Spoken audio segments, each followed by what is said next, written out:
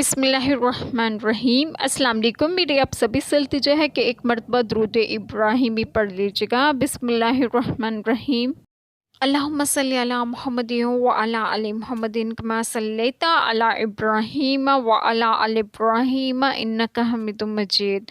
اللہم بارک علی محمد وعلی آل محمد کما بارکت علی ابراہیم وعلی آل ابراہیم انک حمید مجید۔ بسم اللہ الرحمن الرحیم۔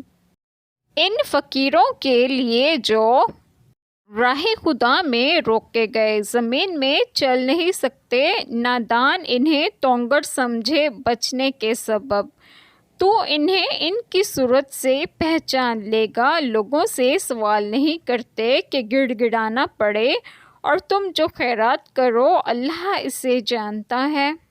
بسم اللہ الرحمن الرحیم۔ آج جو بات میں آپ لوگوں سے ڈسکس کروں گی وہ یہ ہے کہ شان نزول یہ آیت اہل صفا کے حق میں نازل ہوئی۔ ان حضرات کی تعداد 400 کے قریب تھی۔ یہ ہجرت کر کے مدینہ طیبہ حاضر ہوئے تھے۔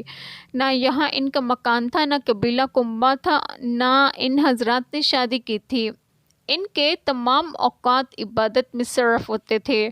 رات میں قرآن کریم سیکھنا، دن میں جہاد کے کام میں رہنا۔ آیت میں ان کے بعض اوصاف کا بیان ہے، کیونکہ انہیں دینی کاموں سے اتنی فرصت نہ تھی کہ وہ چل پھر کر کسب معاش کر سکیں، کیونکہ وہ کسی سے سوال نہیں کرتے تھے، اس لیے ناواقف لوگ انہیں مالدار خیال کرتے ہیں کہ مزاج میں توزے اور انکسار ہے، چہروں پر ضعاف کے اثار ہیں، بھوک سے رنگ زرد پڑ گئے ہیں۔ اللہ تعالی ہم سب کے تمام گناہوں کو معاف فرمائے اور ہمیں صراط مستقیم کی راہ پر گامزن کرے، اور آپ سب کو آپ کے گھروں میں خوش و خرم رکھے اور صحت و تندرستگی بھی دیں۔ آمین۔ جزاک اللہ خیر۔